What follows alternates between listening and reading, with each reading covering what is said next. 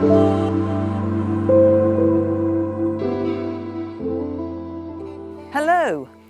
I'm Ann Blockley and I'm here in my secret woodland garden, very close to my studio, but I wanted to share with you the inspiration that I've got on my doorstep in the woods. What I didn't want to do was just show you a single rectangle of a view. I wanted to show you the whole nature of the place and the fact that I can hear the birds singing and the bees flying past and the wind rustling in the trees. So my subject that I want to show you today, clouds of hydrangeas that are growing in this woodland setting with the trees behind. I'm just absorbing the colours, the blues, but also looking around me as a 360-degree piece of earth. I want to introduce elements of all the other things that I can see and feel and hear out here in the garden and take it back for you to share with me. We'll go back to the studio and get on with some painting. Right, well, I'm back in my studio now. I took some photographs of the view that was out there with the hydrangeas and the tree behind.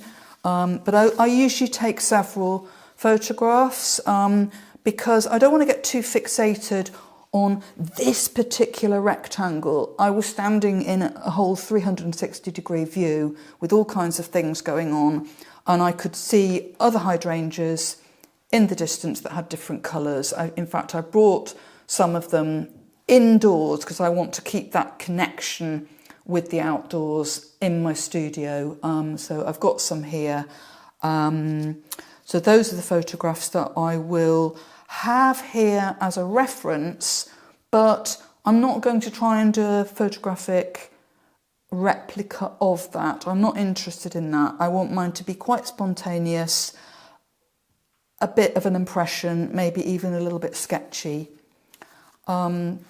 So that's my photographs. I wanted to show you one I've done earlier, and it's not exactly the same scene. It's done from a different angle with some slightly different coloured hydrangeas, but this is the kind of feel that I'm after.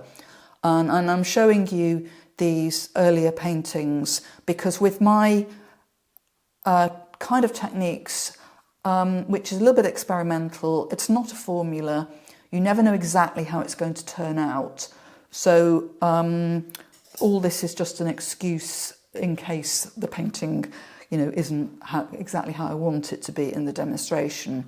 But just to give you an idea of this kind of loose way of painting the petals, not individually painted in great detail, and this sort of idea of the trees behind. And then there's another one, let me just put that one out of the way.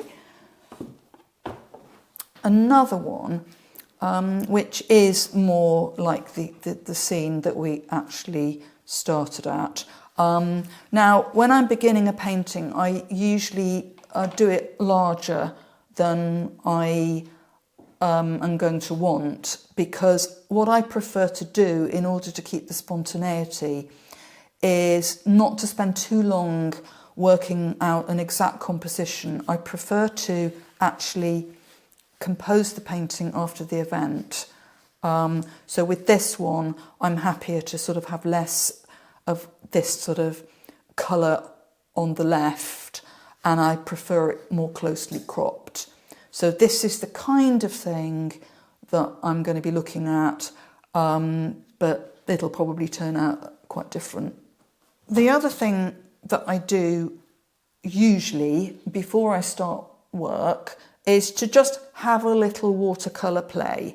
It loosens me up physically and mentally before I start, and it helps me just to sort of work out roughly what I'm going to do, even though the painting itself might turn out differently. I might try out different techniques and things. So what I thought I would do is I'm going to start with a little experimental piece, partly to just check the colours that I'm going to mix, see if I like them before I start. And I'll just do that on a small piece of paper. So I'll put these out of the way. I'm going to start mixing some possible colours. I've already squeezed a couple of colours out. I always use tubes because I like the paint to be nice and juicy and generous. And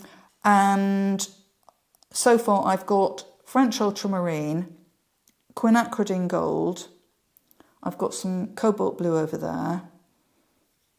In this little pot, I sometimes use little pots so that you can get a nice generous amount of paint.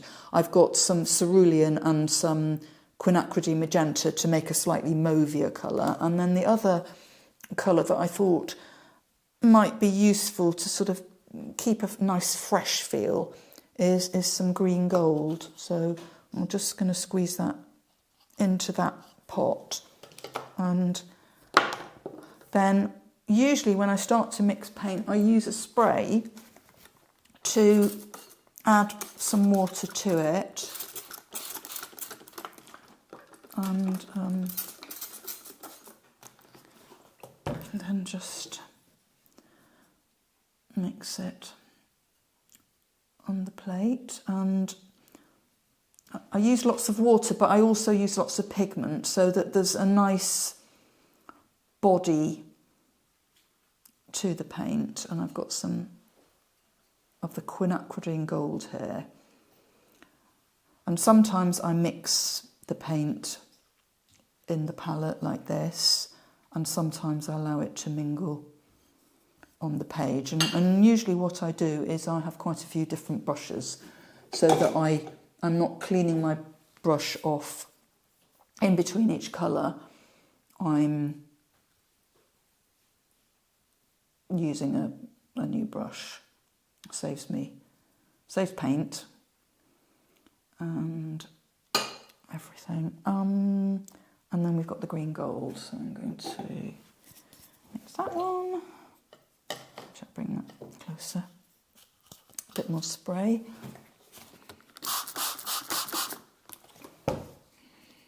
I'm a messy worker, I have to confess. So when I demonstrate, I always sort of think, don't do it like this really, but this is the way it works for me. And that's the green gold. And then we've just got the slightly, I don't know if you can see actually, can you see that? Mix.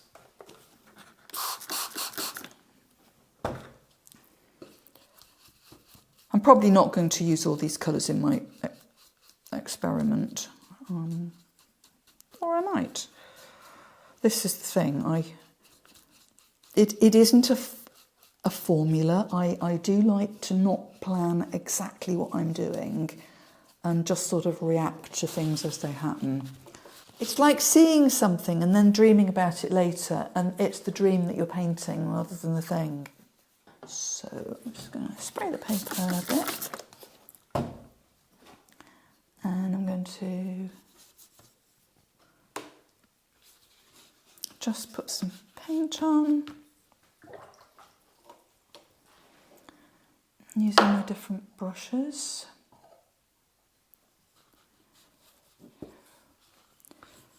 Just really almost sort of putting it on without thinking too much about it. I always find it doesn't matter how long I've been painting or how often I do it, I always experience that same fear. And I think in a way it's a good thing.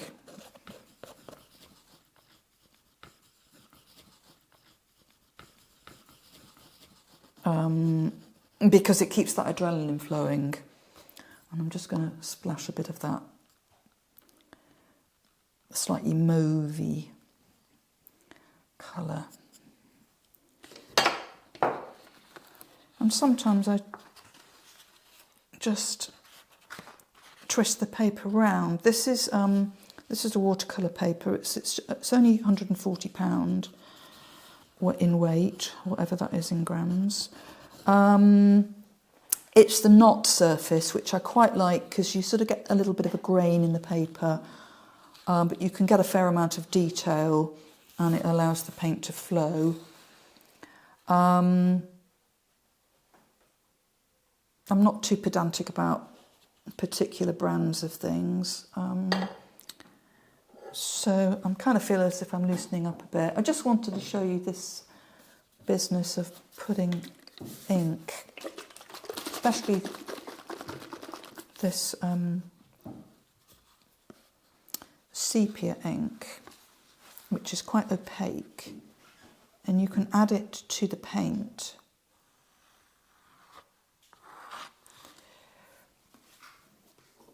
To the watercolour, and it kind of does its own thing because clearly the paint's very wet.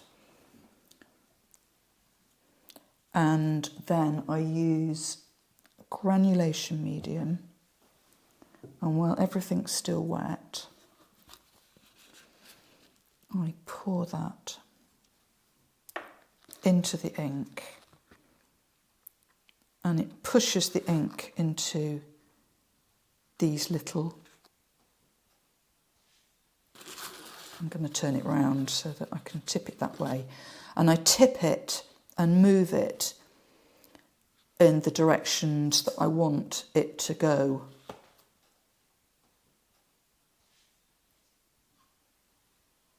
Let's say you were doing a run, you'd do some stretches, or, you know, if you're playing the piano, you'd do your scales, because you're sort of establishing the whole sort of feel of the thing, you know, because actually the paint, when you start a painting, that you are at your, well, I am at my most fearful moment, but it's almost the most important bit.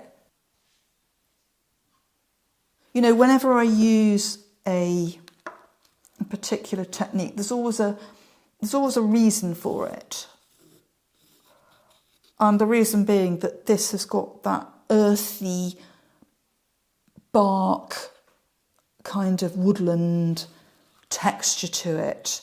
And so it's appropriate really for the woodland subject that we're painting, or we're going to be painting. And I could either leave those squiggles I've done with the end of my brush, you know, that might be little loose branches or bits of undergrowth. I might just leave that to dry, and then I could paint a wash behind that. And I might just blot some bits out.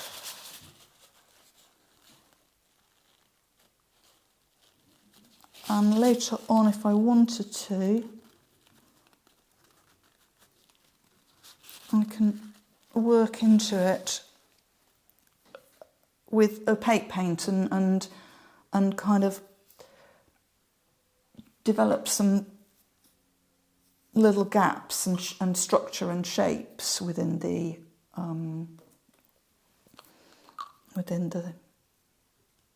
these dark areas. Some more ink.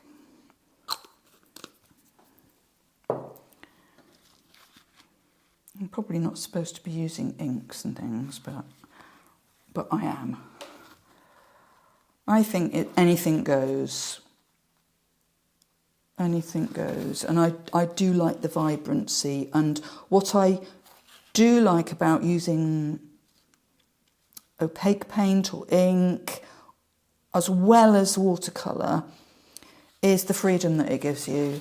That it isn't a one-way event. I can change things.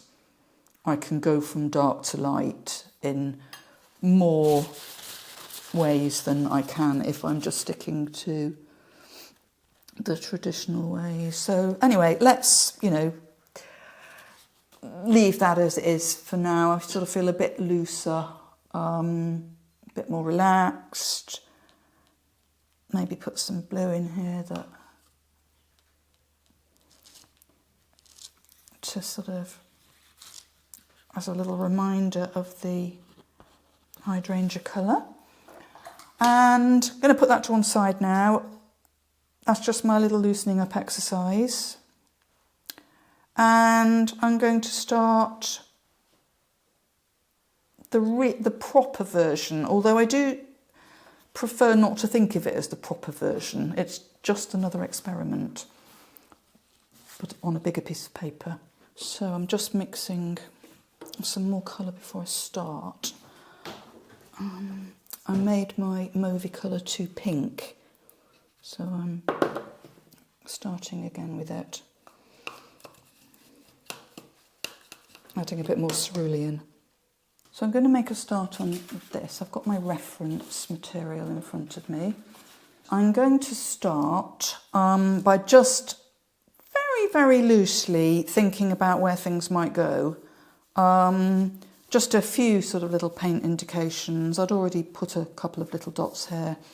Because I'm thinking that the hydrangeas will be sort of in this area here, and then the trees up here, sort of, you know, possibly sort of positioning the trees up on the bank, you know, about a third of the way along, that kind of thing. I try not to do very much pencil work. You might not be able to see these marks. Just again to sort of keep things flowing, keep it spontaneous, that sort of thing. And then all this is going to be, well, indicating hydrangeas, but not being too pedantic over it. And the way I'm going to start is I'm actually going to paint with water, which you might not be able to see, so I'll have to sort of explain what I'm doing. I've actually got this lovely brush, which is a sort of hybrid between a sort of round mop and a kind of liner. What I'm doing is just, I've got water on the brush and I'm just squiggling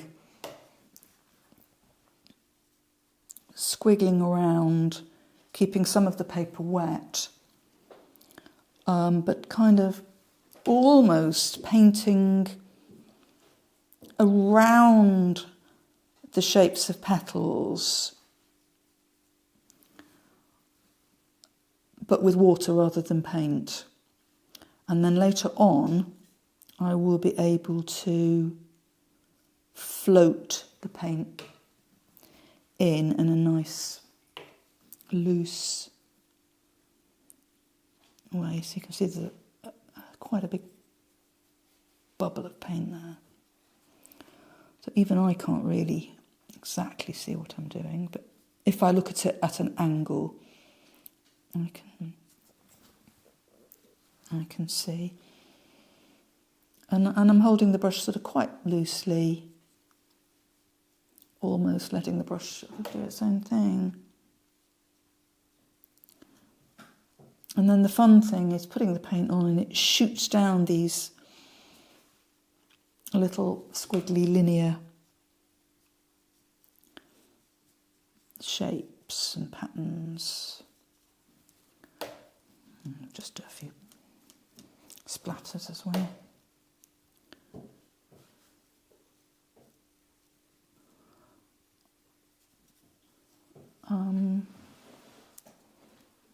That's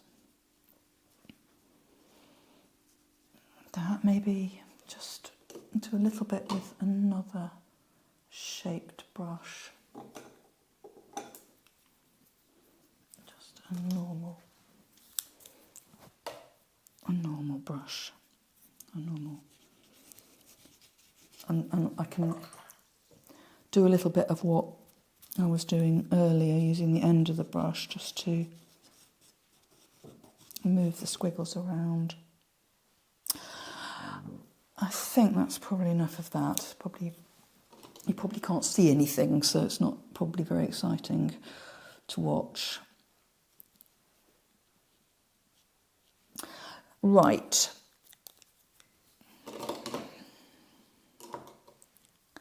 I am now going to spray some of the top area, because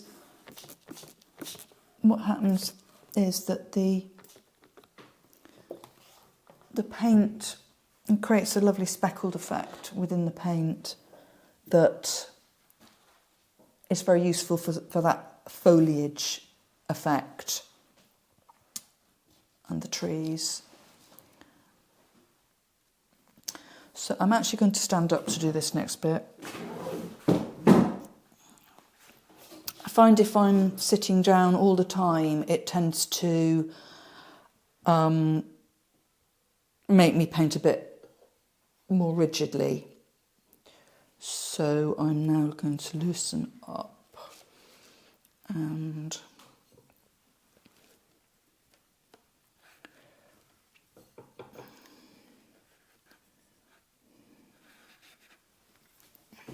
put some paint on.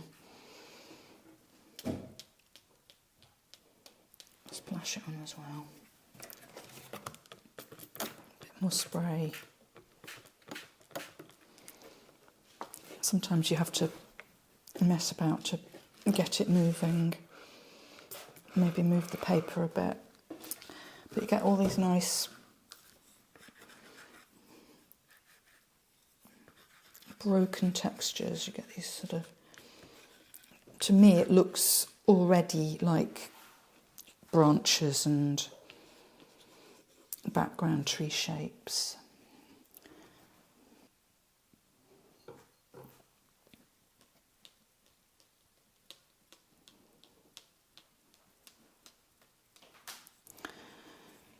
I'm going to mix and match the colours a bit.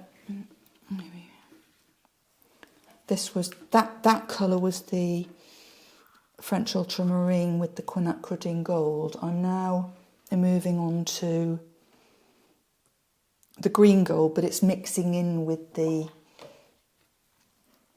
other colour. So I'm now just using the brush in a normal way.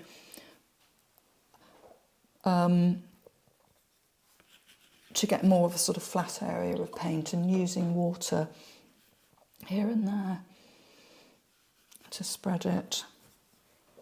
And just encourage that to move with a bit more spray.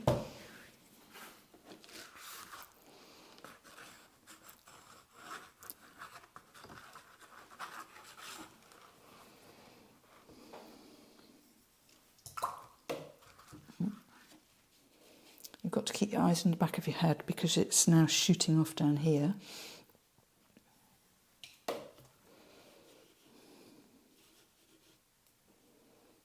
And we'll have some of that colour in here.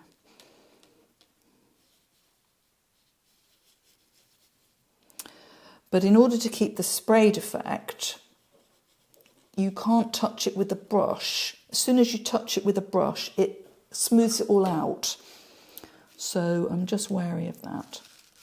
And then up here, this was sprayed as well, so a bit more spray. And move to this area as well.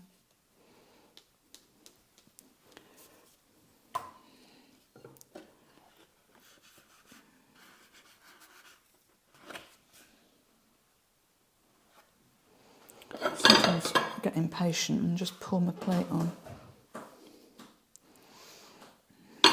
This is actually why I use the pots, because you can get really nice big amounts.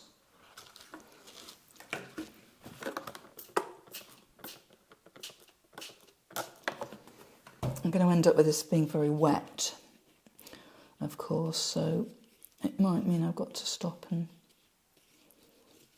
let it dry a bit at some point.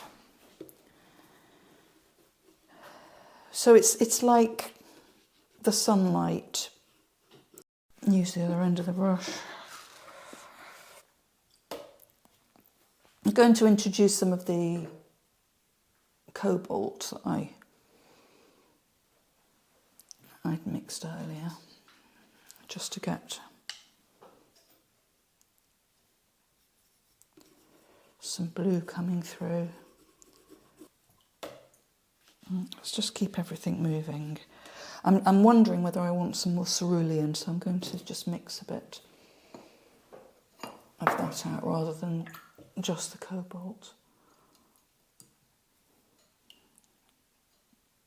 So I'm kind of dancing around it really.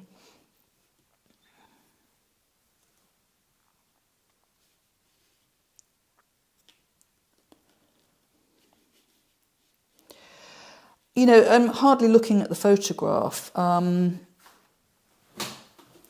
What I react to is what's happening to the paint on the paper, rather than being religiously sort of following that photograph. You know, I've still got that memory in my head of the scene outside. Before it's too late, I'm going to start dropping in some mauves and blues. And remember where I put the water around the petal shapes? The paint is sort of travelling around those shapes.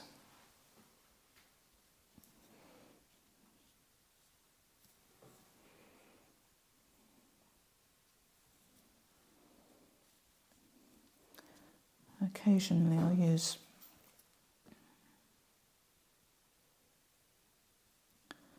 the brush in the traditional way to actually move the paint around, but a lot of it is painting itself in a way.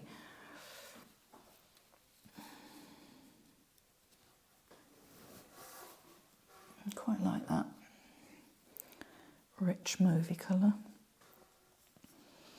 And where were the other bits that I squiggled with water?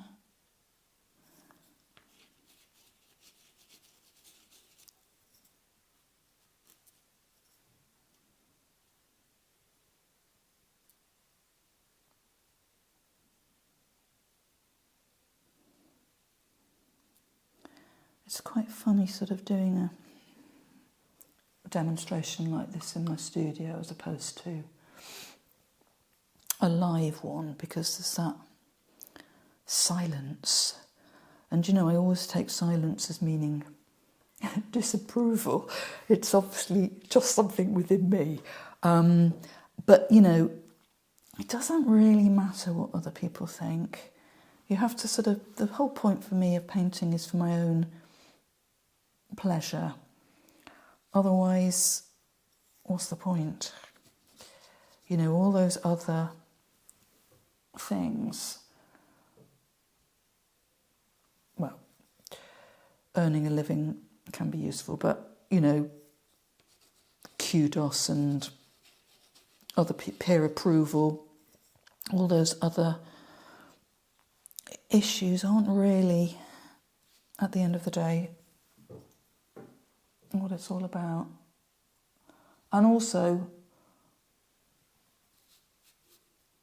kind of always expecting to succeed each time, whatever succeeding means.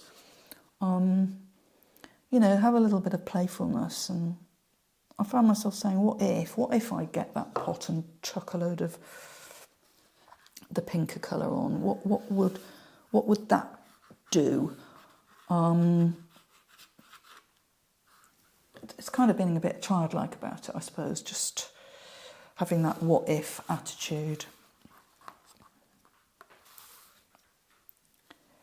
So I haven't got this, you know, the sense of the individual heads of the hydrangeas here, but what I'm trying to get is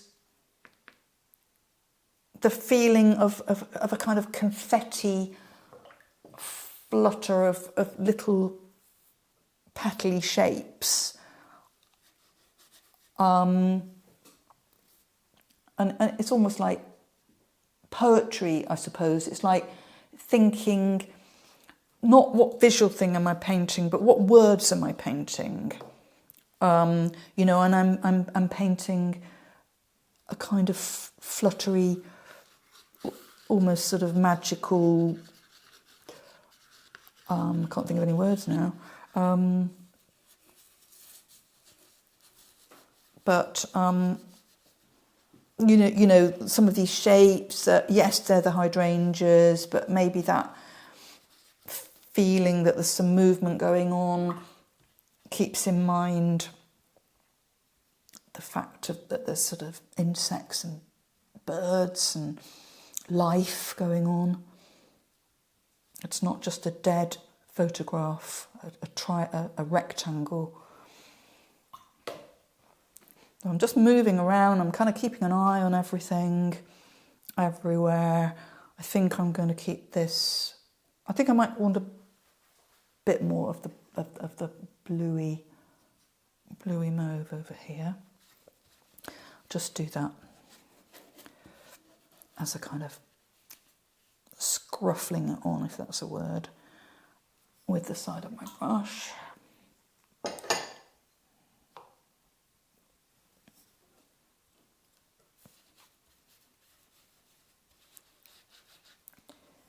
we are. So really just moving around the page, keeping things flowing.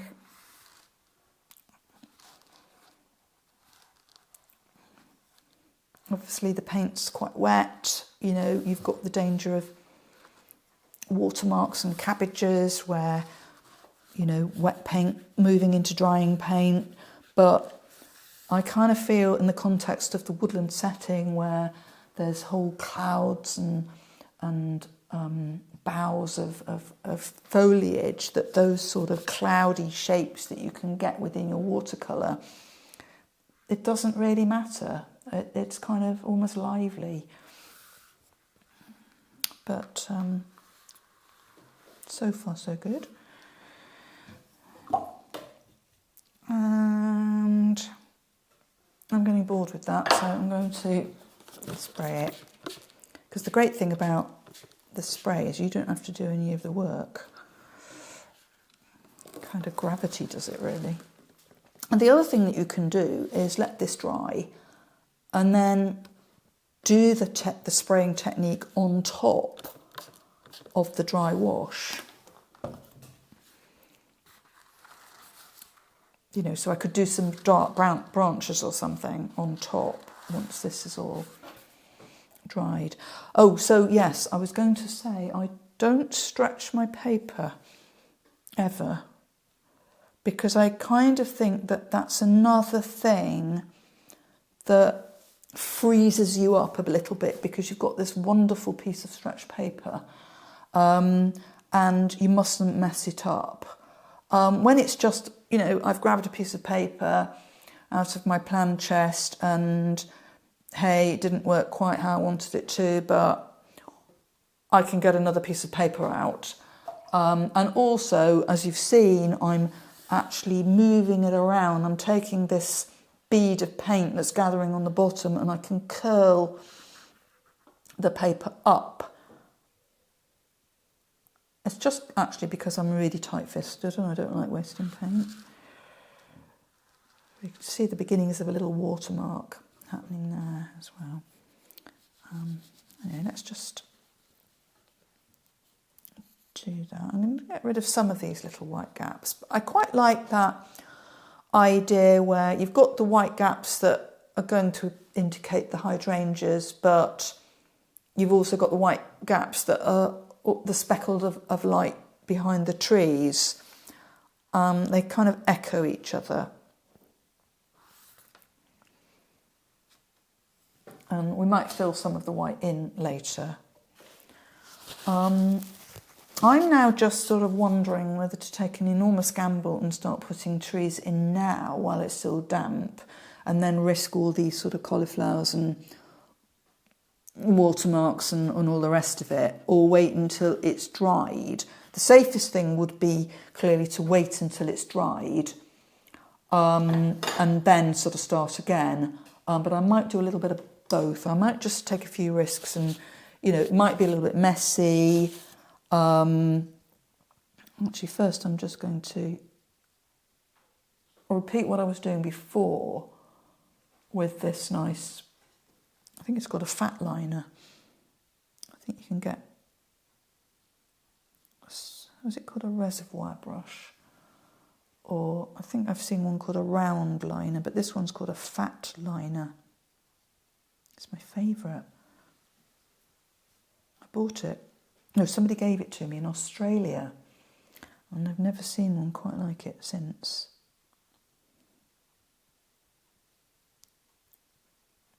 Just breaking up some of these shapes. Sometimes I don't even, you know why I'm doing something. It's just almost like turning your brain off and just sort of following your instincts. A bit like doodling, I suppose. But working in that way to sort of keep things nice and free and loose. I'll just block that. A bit. See, I've got these little pools here. I think I might actually just gather those up, not blocked them, but just take a bit of it off.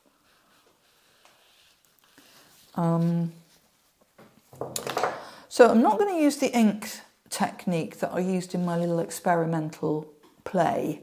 I'm just going to stick to watercolour with this. And I'm going to mix a brown using a good brown.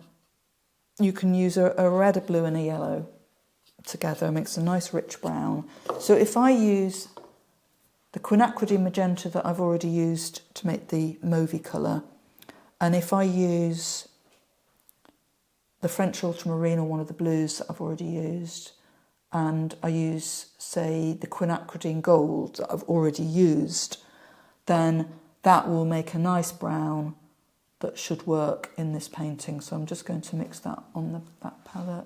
So I'm more or less mixing all the colours that I've already used together to sort of make a nice browny colour. I'm just going to, I don't know actually, it's sort of, it's at that funny half wet, half dry stage. I might just sort of risk dropping some colour in a tentative way and sort of making use of some of the sprayed texture that's still there. And where that happened to dribble down earlier, completely unplanned, I'm actually now making use of it.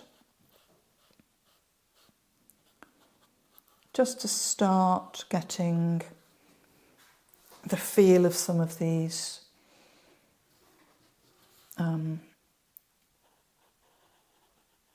trees and branches that were behind.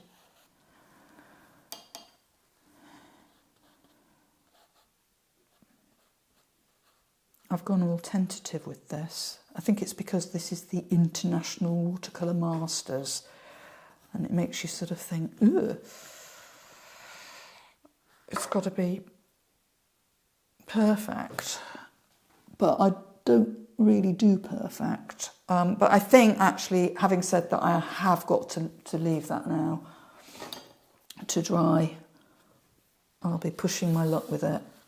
What I'll do is I'll just do a bit here while it's still wet. I think I can get away with it here because the background paint's still wet. And just squiggle a few marks through.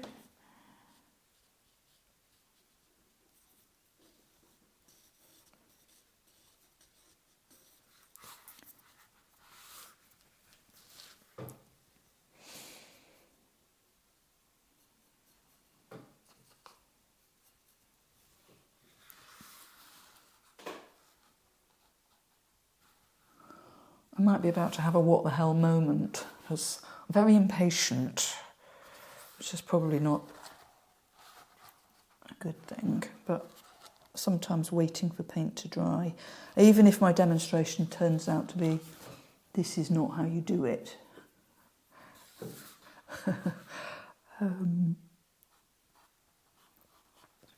Right. I'm just going to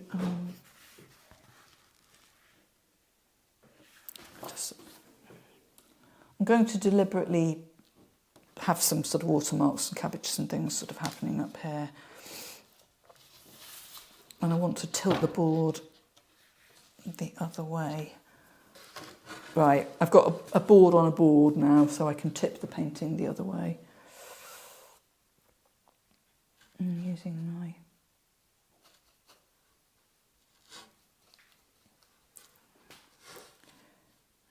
brown, so I'm going to go, ooh.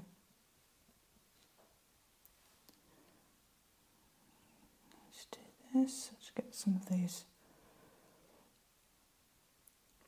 tree shapes on, so they've got like a nice fuzzy edge. I quite like trees having fuzzy edges because quite often they're covered in ivy, and it gives them, it distorts the shapes of the tree trunks. So, you know, you get that nice sort of soft edge. I'm going to do another smaller one, and then I will do the rest later on. I'll just dry it off. I don't want them all to lose their shape.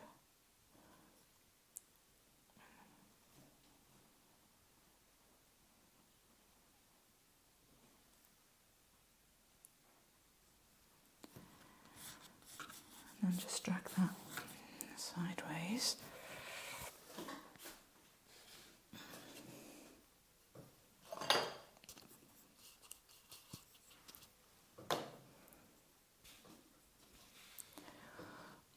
I think I'd like to introduce a branch going this way to sort of blink the areas. It's just taking the brush for a walk, really. And just occasionally add a few splashes to sort of link the background with the foreground.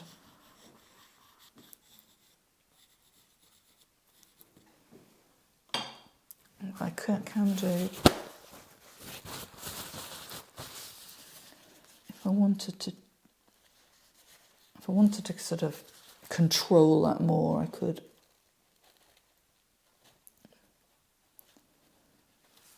blot it,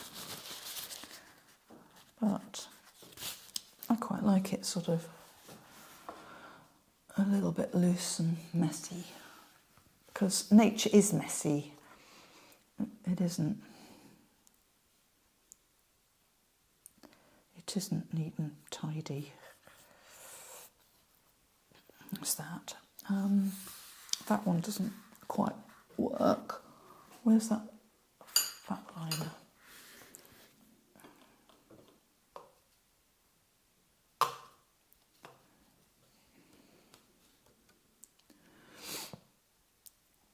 And up here, slightly more purpley colour.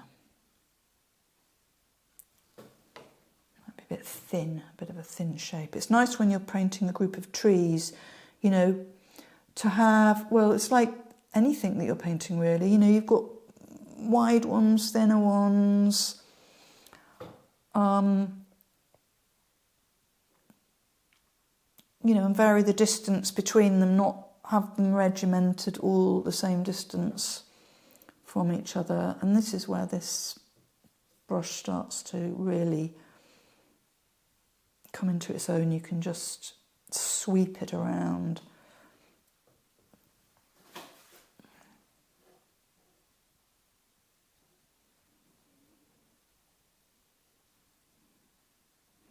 So I'm going to get it carried away now. And then what you could do is spray that again if you want to just sort of soften some of those rather hard-edged branches. So I'm continually looking around and thinking, right, where am I going to move to now? Maybe I'll make that into a little petal shape. You know, I mean, they're just little crisp shapes, really. Only I know that they're well, you know as well, because I showed you. But they're, you know, they don't really have anything about what hydrangea looks like, other than that they're little snippets of shapes and they're a particular colour. But that's what I like. But I'll do a little bit of work into them later on when it's dry. But I think actually I'm not quite, they're a bit too swirly-whirly, those ones. A bit of spray. Hot. And I think I'm going to, oh, I don't like that. So I have to encourage that. It's almost like loosening up is about loosening yourself up in your head. It's about letting go of being in control in a way, having the confidence to almost let the paint do what it wants to do, because actually it has the best ideas.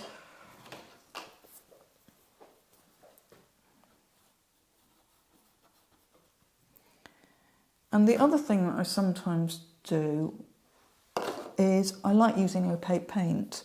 I like that interplay between translucent and opaque. So I'm adding a bit of white gouache to one of the colours that I've already used, which was the cerulean and magenta mix. Sorry, I've done it in these pots, but you might not be able to see very well. And just splash some of that in as well. But I can do a bit more of that later when it's dry, and then the splatters will stay in shape more. Oh, and the other thing I might just do before I stop to let that dry is sprinkle a little bit of salt in. I mean, salt is one of those techniques, here I've got some here, where I try and avoid techniques now where, you know, when you look at a painting and you think, oh yes, there's some salt or some cling film and things in that, and you're actually looking at the technique itself rather than the painting. So I'm very, very cautious that whatever technique I use is done for a purpose and is very fitting to the painting. So my reason for using salt would be, you know, to add that sort of shimmer or broken effect of the foliage in this sort of circumstance. But you've got to be very careful not to use too much, because actually that can actually just have the effect of pushing the paint to one side and creating, you know, backgrounds in itself. So I've put a bit on. We'll see what happens. Usually it's best to do it when the paint's quite gutsy, a little bit of body to it, and maybe it's just going off its shine, so I might not have sort of done it quite at the right moment, but we'll see. So I'm just going to let that dry. Before it dries, I'm actually just going to add some further branches using, you could either use a watercolour pencil or, you know, there are all kinds of different crayons and things that you could use. Hold on, where's I like the watercolour pencils. So they're nice, sort of soft.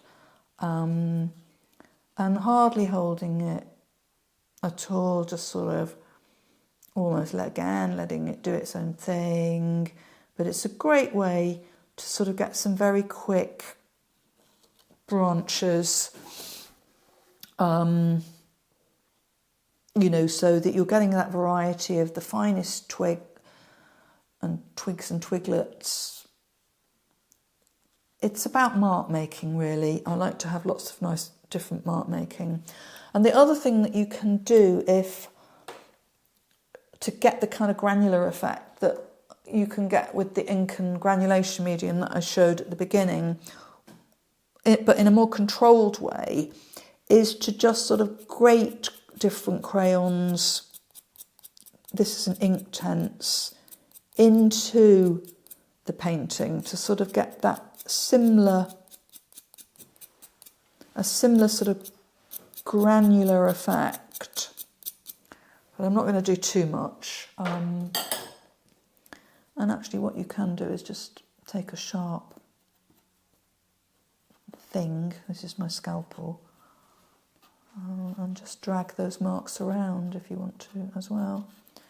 Right, I'm just going to strengthen some of these trees because that's quite dark and kind of dominates the rest of it, so I think I'm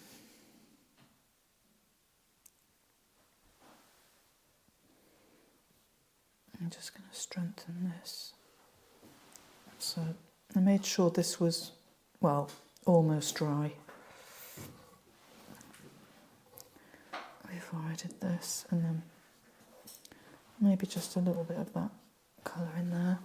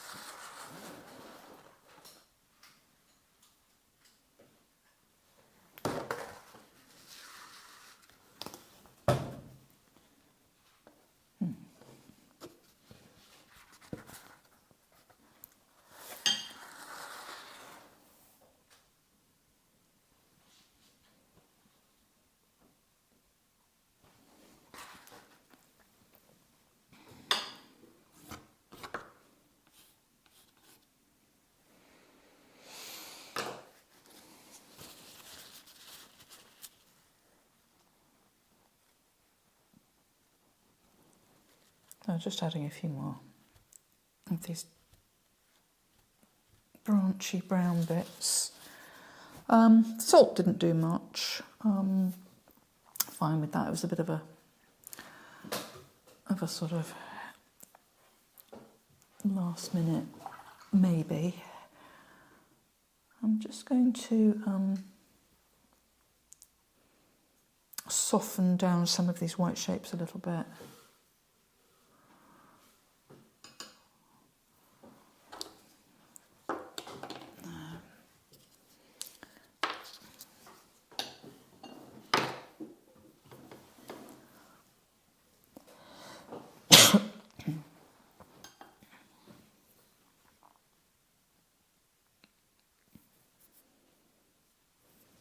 I don't want to cover up these white shapes sort of completely. Maybe just sort of fill them in a little bit in places.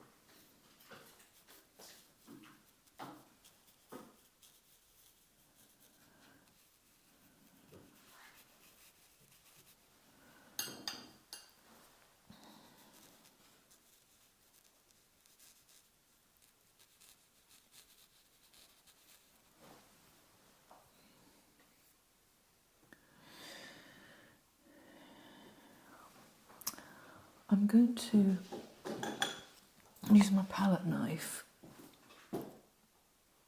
to do a bit of splatter or spatter. Some of the hydrangeas have got little dotty bits in the middle of each cluster of petals, and I don't want to sort of go dotting them all on in a botanical way. This is not a botanical picture, but just scatter a few little dots and spots on to give that an indication of that idea.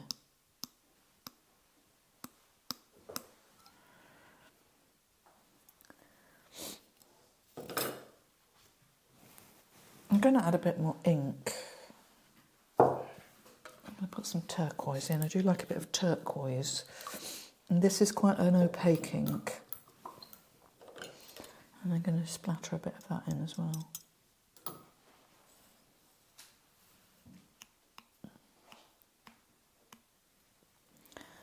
I find that this is the stage where it's very easy to overwork if you're not careful, but I quite like this.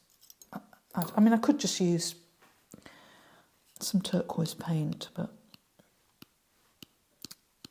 I quite like the vibrancy of the ink. But just using some turquoise paint would be perfectly adequate, well, perfectly similar. I'm going to also do a bit of splatter with some white gouache, because I quite like the way the gouache interacts and creates a particular, again, just a particular kind of mark. And it's a really good tool for breaking up an area that might have lost a bit of life. I quite often do a bit of splatter into it.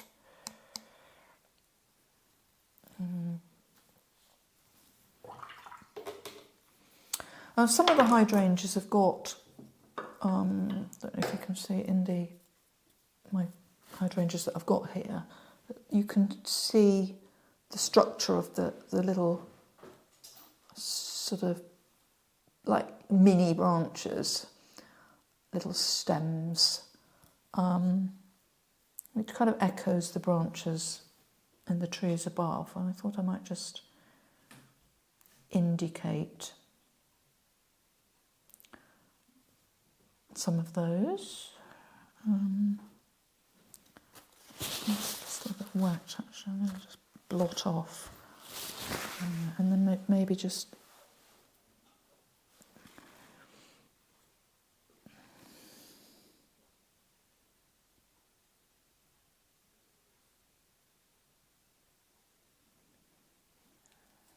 they're quite crisscrossy, actually. It's funny how sometimes you have an idea in your head about what things look like. I find that when people are painting trees, they very often have a very almost childlike view in their head of what a tree looks like, and it's like somebody standing with their arms outstretched. But actually they're not like that at all. They're much more random. And it's the same with anything, really. Nature quite often isn't the shape you think it is. It's always good to observation is the key. Those bits of turquoise.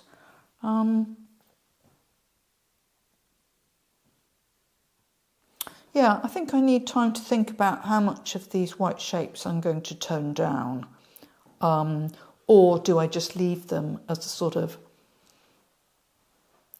glimmery white pattern? Sort of, I know they're not blue like the actual hydrangeas were, but it's almost like the light catching on them. If we go back to the photograph that I brought in from the beginning, you know, where the light sort of captures the edges and some of the petals. You know, it's quite light and bright, and then you've got this sort of shimmery light coming through the trees. This is a sort of, you know, in a way, this area here kind of epitomises the feel of the whole picture that I'm trying to interpret, rather than go into it and sort of carefully do sort of shading of each sort of little petal.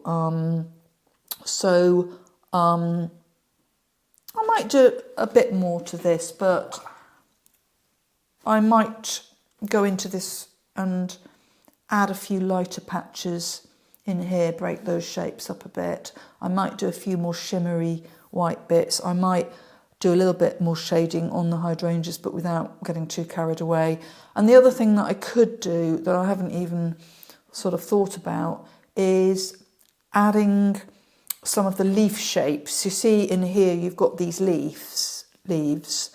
I don't want to get involved in veins. They're not important to what I'm doing. So the veins on the leaves, they're not really relevant.